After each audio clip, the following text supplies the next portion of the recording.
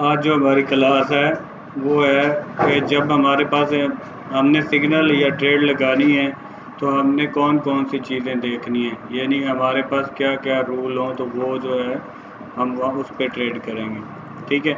First हमारे पास जो है वो कहते हैं स्कोरिंग इम्बैलेंस, यानी जो हमारे पास सप्लाई डिमांड क्रिएट होता है, इम्बैलेंस आता है, तो हमें कौन कौन से जो है रूल अपनाने चाहिए यानी स्कोर करने चाहिए। वो कहता है जी कंसोलिडेशन अवे विद वन और मोर full OCHL candle, this is a very mandatory feature, no consolidation away equal to no imbalance। वो कहता है कि पहले हमारे पास जो है हमारे पास कंसोलिडेशन अवे के लिए कि हमारे पास OCHL कैंडल बने, यानी जब हमारे पास इम्बैलेंस आता है, यहाँ पे हम देखते हैं जब हमारे पास इम्बैलेंस आता है तो इम्बैलेंस के साथ जो है हमारी OCHL कैंडल भी बने, यानी हमारे पास जो है ये अगर इम्बैलेंस पैदा हुआ है, यहाँ पे हमारा डिमांड जोन क्रिएट होता है, तो यहाँ पे जो है हमारी OCHL कैंडल भी बने, यानी जो हमारे पास बुलिश इम्पल्स स्टार्ट होती है तो उसके लिए ज़रूरी है कि हमारे पास एक कैंडल OCHL कैंडल भी बने, जिसका हाई भी हो, लो भी हो, क्लोज भी हो, ओपन भी हो, ठीक है, और बॉडी भी हो। तो वो कहता है कि फर्स्ट हमारा रोल ये है कि जब भी हमारे पास इम्बैलेंस आता है तो हमारे पास OCHL कैंडल लाजमी है, पहला हमारा रोल ये है। दूसरा कहता है जी strength of the impulse the move away from the basic structure. वो कहता है कि जब हमारे पास बेसिक स्ट्रक्चर बनता है तो हम उसके जब मार्केट वहाँ से दूर जाती है तो वहाँ पे हमने देखनी है कि हमारी इम्पल्स स्ट्रॉन्ग है या वीक है, ठीक है। दूसरा हमारे पास ये रूल है। थर्ड हमारे पास है freshness, whether the imbalance has been previously tested और नॉट। वो कहता है इसके लिए हमारे पास जो है फ्रेश सप्लाई डिमांड जोन हो जो पहले टेस्ट ना किया हुआ हो, ठीक है। और उसके बाद कहता है basic structure, the time of number of candle has spent at the basic structure both the before the leg got is created। पहले वो कहता है कि हमारे पास बेसिक का जो स्ट्रक्चर है उसमें हमारी कैंडल्स भी हों, और दूसरा हमारे पास वो कहता है कि हमारे पास लेग इन भी हो, लेग आउट भी हो, ठीक है। यानी उसमें पहले हमारे पास जैसे बेसिक बनता है, जैसे ये है हमारे पास बेसिक बेसिंग हमारे दो तीन किस्म के हैं। एक हमारे पास वो कहता है हमारे पास ये लेग इन हो, ठीक है, यानी मार्केट कैंडल एक डाउन आई, एक ये हमारे पास बेस बनी और दूसरी लेग आउट भी हो, ये हमारी है बेस। दूसरी हमारी बेस ये है कि मार्केट में लेग इन भी हो, यहाँ पे टू कैंडल भी बने और साथ लेग आउट भी हो, तो ये हमारी दूसरी बेस है, ठीक है। थर्ड हमारे पास है हमारे पास लेग इन भी हो, यहाँ पे 3 से 4 कैंडल हमारी अगर रुक जाती हैं तो फिर लेग आउट भी हो, ठीक है। यानी जिस लेग से वो डाउन आया था बेस बनाया फिर लेग आउट भी करें, ठीक है। ये हमारे पास एक बेसिक स्ट्रक्चर है, इसको हम आगे बढ़ते हैं। उसके बाद कहता है minimum risk reward ratio, minimum reward risk ratio is very low to imbalance and profit margin.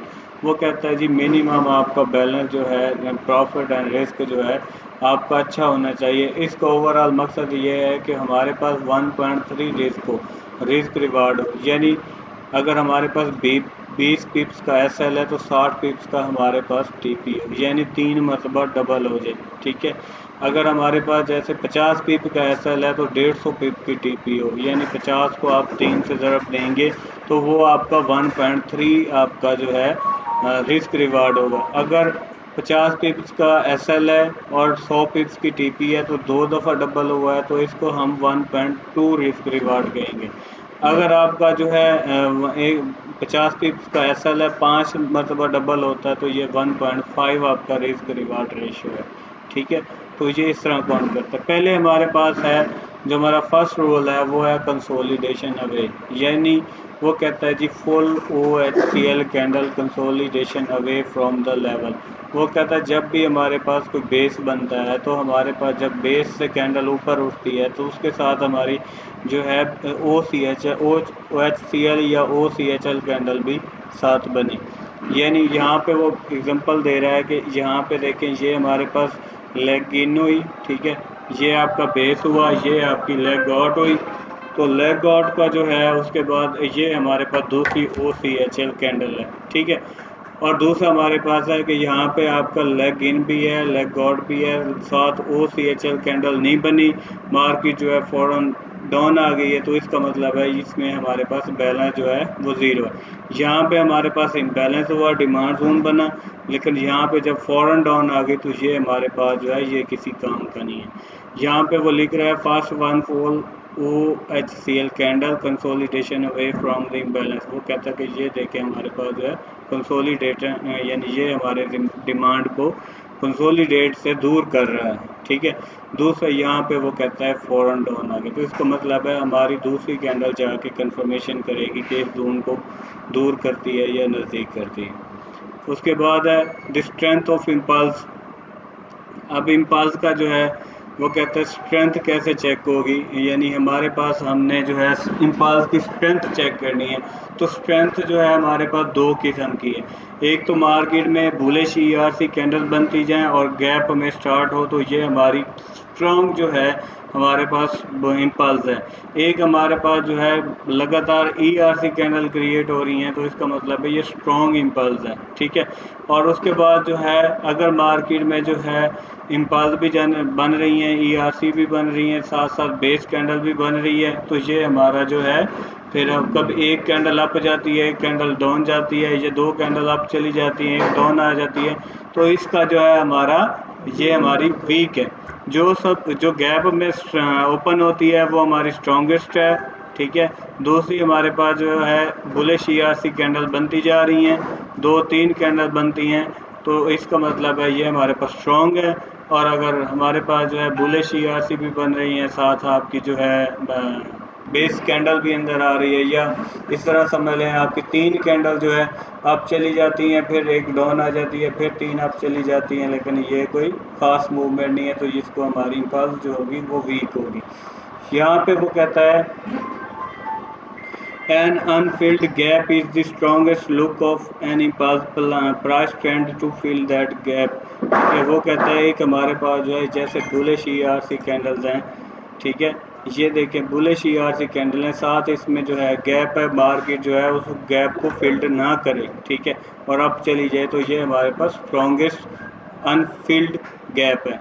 दूसरा हमारे पास वो कहता है एट लीस्ट दो 2 and 3 reverse several ERC candle closing at or near to 80%, यानी जैसे हमारी ERC कैंडल है सिंपल, वो हमारी 80% से अबव क्लोज हो। Range of a candle range makes as level strong, it is the most common look at strong level. वो कहता है कि हमारे पास जो है मार्केट, यानी हमारे पास ERC कैंडल बनती हैं, शॉर्टकट में हम अपनी ज़ुबान में लेते हैं, तो ERC कैंडल जो है क्रिएट हो तो वो हमारी स्ट्रॉन्ग जो है आपकी इम्पल्स है। इसमें हमारे पास गैप बनाए और गैप बना के अप ओपन हो जाए और इसको फील्ड ना करे, तो ये हमारी स्ट्रॉन्गेस्ट है। अगर हमारे पास जो है मार्केट में बुलिश ERC कैंडल बन रही हैं, तो ये आपकी स्ट्रॉन्ग है। अगर आपकी बुलिश ERC बन रही है साथ बेरिश भी दे रहा है, तो ये आपके पास वीक है। तो फर्स्ट हमने देखा है, यहाँ पे हमने पढ़ा है हमारे पास जो है यहाँ पे ये एक चीज़ रह गई है, ये पे no consolidation away no imbalance no trade. वो कहता है नो कंसोलिडेशन अवे, यानी जो आपका डिमांड जोन से दूसरी OCHL कैंडल अगर नहीं बनती, तो आपकी नो कंसोलिडेशन अवे है। नो इम्बैलेंस, यानी इसमें कोई बैलेंस नहीं, इम्बैलेंस नहीं है, ठीक है।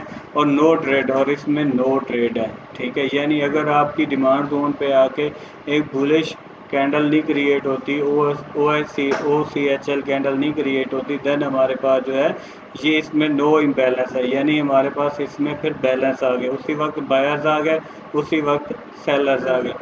और तीसरा हमें बताता है कि नो ट्रेड, यहाँ पे फिर हम ट्रेड नहीं करेंगे। दूसरा रूल उसने बताया कि हमारे पास स्ट्रॉन्ग इम्पल्स हो, यानी जब भी हमारे पास जो है हमारा डिमांड जोन बनेगा, तो इम्पल्स के साथ बने और साथ फिर उसके बाद जो है हम रीटेस्टिंग पे ट्रेड लेंगे। तो ये हमारे पास इम्पल्स का है। तीसरा हमारे पास जो है यहाँ पे नंबर ऑफ रिट्रेसमेंट यहाँ पे इस चीज़ का जो है हम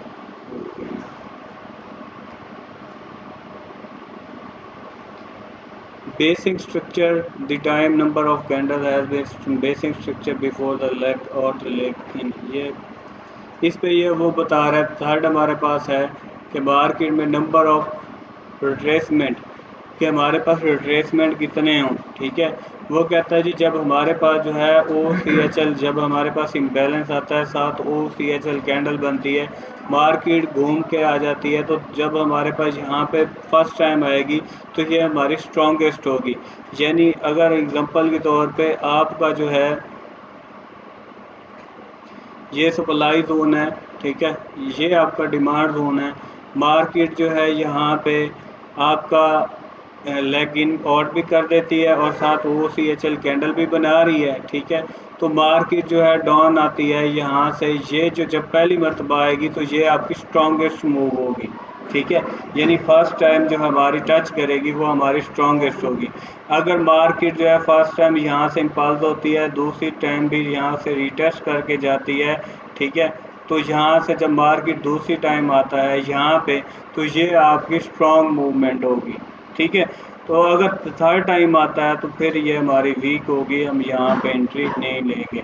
इसका एग्जांपल मैं आपको देता हूँ। ये देखें, अब हमारे पास जो है ये सप्लाई जोन बना है, ये वाला, ठीक है। अभी तक उसने कोई टचिंग नहीं की, दोबारा उसको रीटेस्ट नहीं करने गया। अगर मार्केट जो है यहाँ पे क्या करते हैं, इधर गया कुछ, यहाँ पे अगर मार्केट यहाँ से अब चली जाती है, जब फर्स्ट टाइम होगा हमारी एंट्री बेस्ट है, ठीक है। अगर मार्केट 2 एंड टाइम भी चली जाती है तो मार्केट में हम फिर भी सेल कर सकते हैं, लेकिन अगर थर्ड टाइम चली जाती है तो फिर हम जो है उस पर ट्रेड नहीं करेंगे। ये पहले भी हम पढ़ चुके हैं, लेकिन ये जो है अब हम स्कोर कर रहे हैं अपनी ट्रेड लेने के लिए। यानी आपके पास जो है सबसे पहले आपका जो है OCHL कैंडल बने, फिर हमारे पास स्ट्रॉन्ग और वीक जो है हम इम्पल्स देखेंगे, स्ट्रॉन्गेस्ट है, ये स्ट्रॉन्ग है, ये हमारे पास वीक है। थर्ड हमारे पास जो है बेसिक स्ट्रक्चर है, वहाँ पे हमारी बेसिक कैंडल का जो है हम चेक करेंगे कि एक अगर एक होगी तो हमारी सबसे बेस्ट जो है आपका बेस कंफर्म होगा, यानी स्ट्रॉन्ग होगी। अगर दो है फिर आपकी स्ट्रॉन्ग होगी। थर्ड अगर 3 से 4 आ जाती हैं तो फिर आपकी वो वीक होगी। जैसे इसमें उसने बताया कि अगर बेसिक स्ट्रक्चर में हमारे पास एक कैंडल आती है तो आपकी स्ट्रॉन्गेस्ट है, अगर हमारे पास 2 आती हैं तो ये हमारे पास स्ट्रॉन्ग है, अगर हमारे पास कैंडल में बेसिक में हमारे पास 3 आती हैं या 4 आती हैं तो वो आपका वीक है। होगा तो आपका ये बेसिक, लेकिन जो है मार्केट उसमें आपकी रिस्पेक्ट नहीं करेगी, वो आपकी कोई ख़ास स्ट्रॉन्ग नहीं होगी। उसके बाद उसने बताया कि हमारे पास जो है हमने देखना है कि मार्केट में फर्स्ट टाइम जो है वहाँ पे सप्लाई पे आकर रुकी है या 3 मरतबा जा रही है। अगर आपकी फर्स्ट टाइम है तो आप वहाँ से सप्लाई से सेल करेंगे, अगर आपका 2 एंड टाइम भी जा रही है तो आप सेल करेंगे, अगर थर्ड टाइम जा रही है तो आप उसको फिर सेल नहीं करेंगे, फिर आप उसको जो है आप छोड़ देंगे और उसको ख़त्म होने का इंतज़ार करेंगे कि मार्केट जो है रिस्पेक्ट करे। अभी हमारे पास जो है, मेरे पास अभी ट्रेड थी इसी गलती पे जो है यहाँ पे GBP CHF,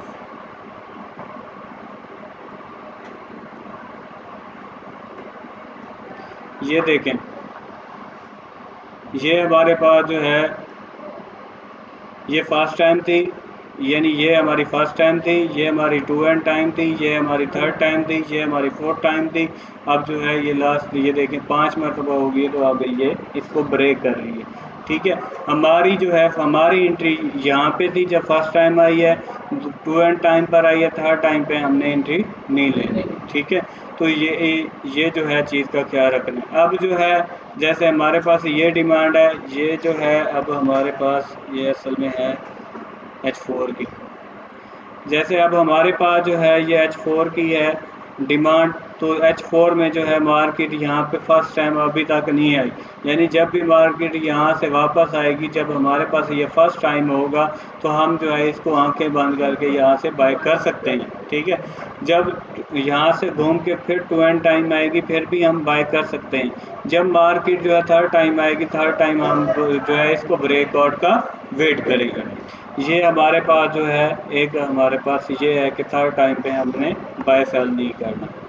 उसके बाद है बेसिक स्ट्रक्चर है, वो कहता है रिमेंबर बेसिक कैंडल और पास। वो कहता है असल में बेसिक कैंडल जो है ये ट्रेंड जो है पास करने के लिए है, If you see candlestick price action at specific price area, you do not see a clear path. With tight candlestick body, there is one not is be path. It is not path.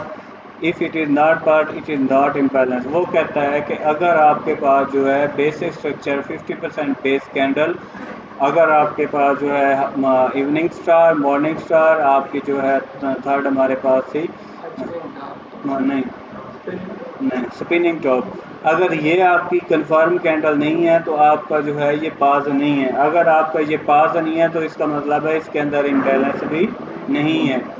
ठीक है।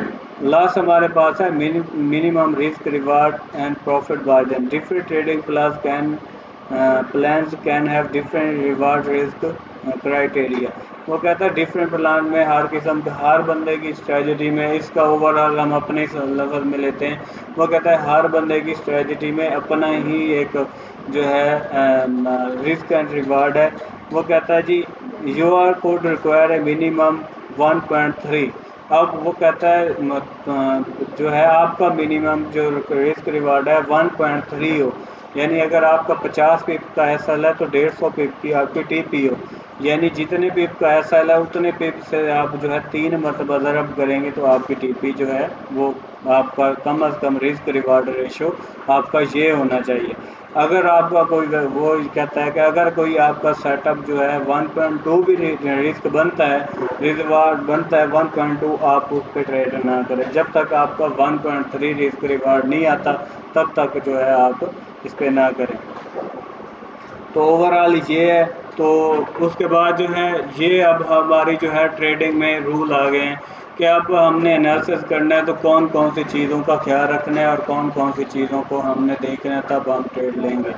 आप जो है इसको याद कीजिएगा। ठीक है, कल जो है हम इस पर प्रैक्टिस भी करेंगे और पूछेंगे भी कि हमारे पास कौन कौन से रूल हैं।